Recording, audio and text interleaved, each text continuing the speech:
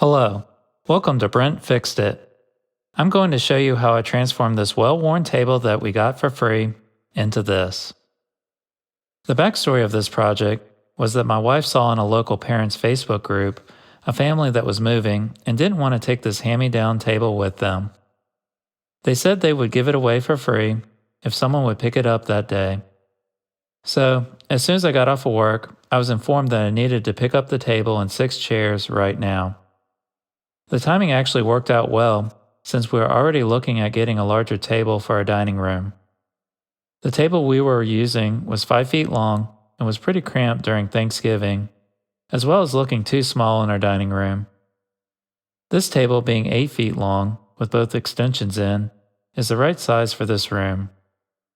As you can see, there were lots of deep scratches, dents, and there were several spots that the veneer bubbled up.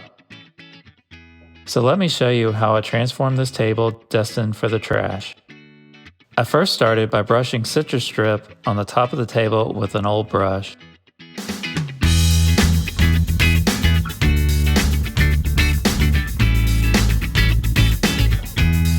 I let it sit for about 30 minutes and then tried to scrape off the finish.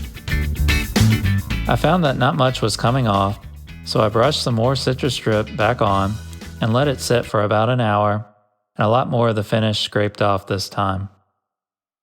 I was doing this part of the project in the middle of summer in North Carolina, so of course it was very humid. I think due to the humidity, the stripper needed to sit longer in order for it to be effective.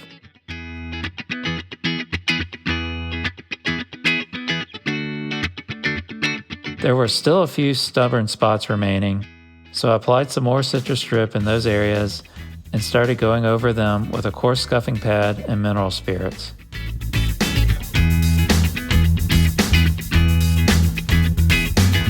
After getting most of the finish off the top, I moved on to the sides. The process is pretty much the same as before, brushing on the stripper, waiting for it to do its thing, and then scraping it off. I will note that on this table, it's not made out of solid wood. It's just a veneer on all the visible surfaces. During the stripping process, the wood grain on the curved edges came off. I think that wood grain was just printed on the veneer.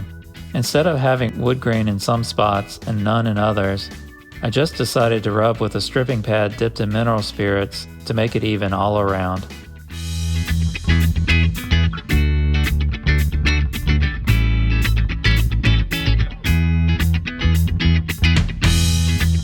For the next step, I went around and tried to fill some of the dents in the sides with wood putty. Sorry for the shaky camera work. This was my first time trying to hold the camera with one hand while trying to fill the spots with the other.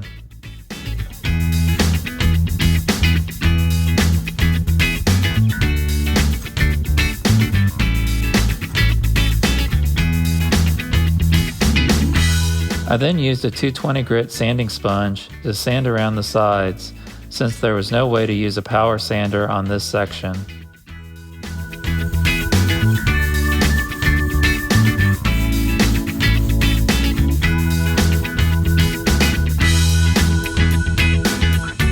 After vacuuming and cleaning up, it was time to bring out the random orbital sander on the top. I started with 120 grit and sanded the entire area until everything was looking pretty much even. I knew this was a veneer and not solid wood, so I was concerned about sanding through, and I actually did in a few spots where the veneer was bubbled up. It turned out to be not as big of a deal as I originally thought once I stained the top. Looking back, I wish I continued to sand those areas more, to make the top more even, instead of stopping as soon as I sanded all the way through.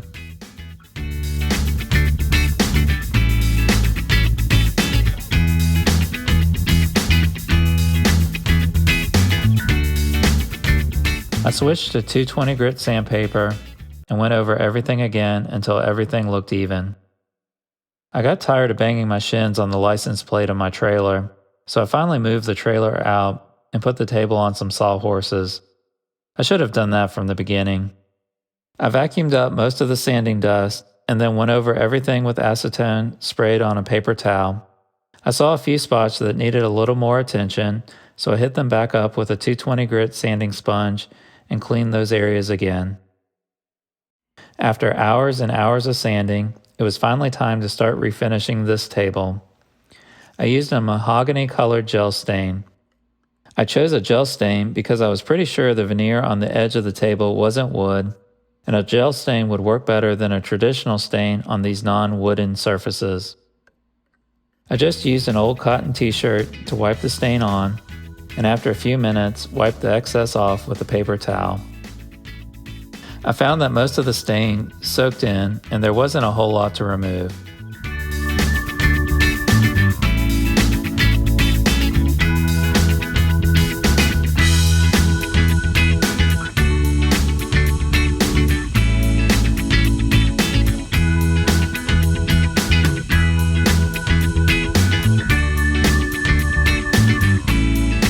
There were some areas where I applied too much or waited too long to remove the stain and it was too dark and blotchy. Just trying to wipe the area off didn't do much to even out the color. I found that if I applied more stain in these areas and wiped them off right away, the fresh stain would reactivate the semi-dried stain and allow it to wipe off. You do want to make sure you find all these areas before it completely dries. There were a few spots where I missed, and when I tried to remove it 24 hours later with some fresh stain, it was too late. It wasn't coming back off. It wasn't a huge deal. I will probably be the only one to notice it. If someone was paying me to refinish this, I probably would go back and start over. But this was a free table that is going to see a lot of abuse from two young boys, so I wasn't too concerned about it. After the first coat of stain dried, I wiped on a second coat of stain, doing the same steps as before.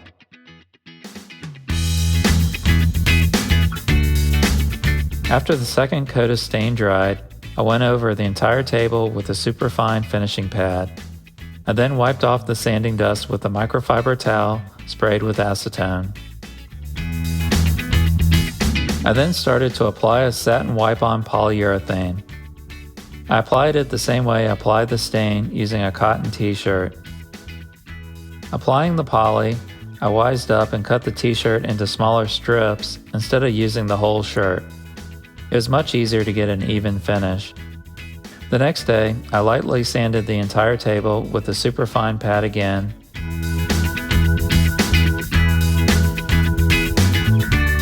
Vacuumed up the dust, and then wiped the table down with acetone. I applied a second coat of wipe-on poly over the entire table. I ended up doing this 2 more times on just the top, so I ended up with 2 coats on the sides and 4 coats on the top.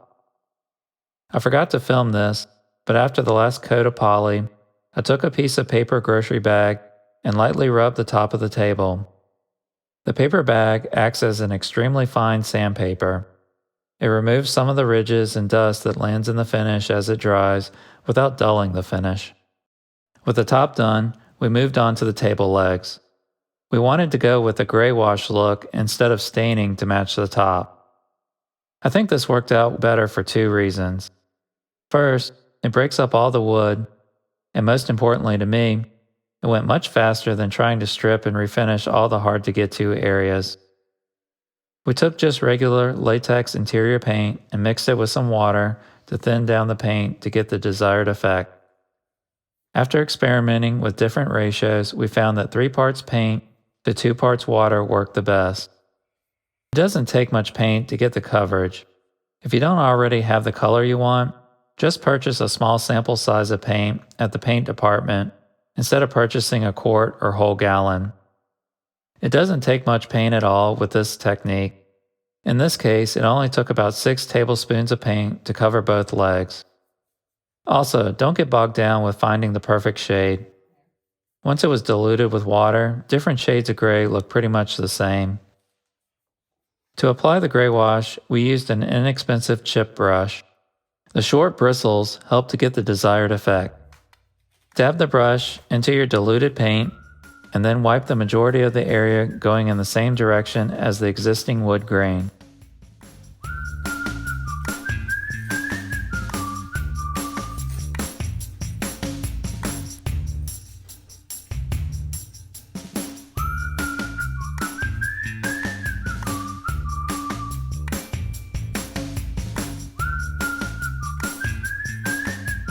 If you make a mistake or get too much paint in an area, you can use a wet rag to wipe off the section and try again.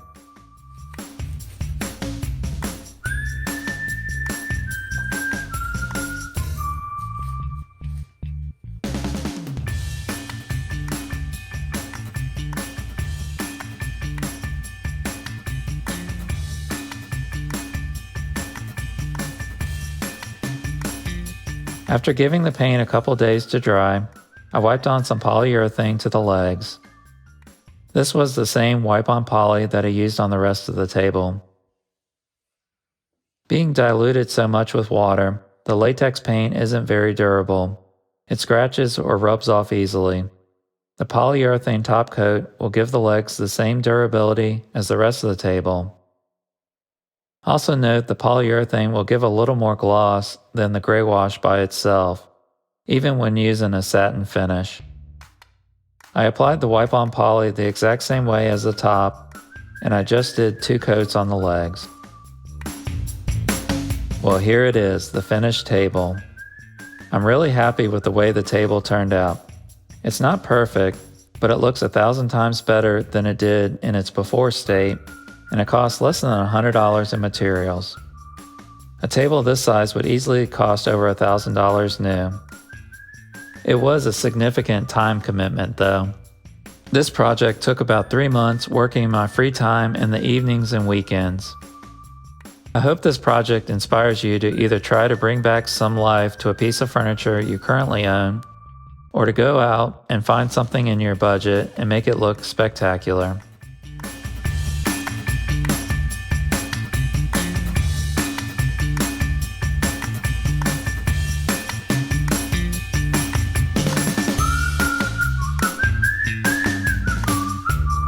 I have to say that it makes holiday meals that much more special when everyone is gathered around a project that you completed.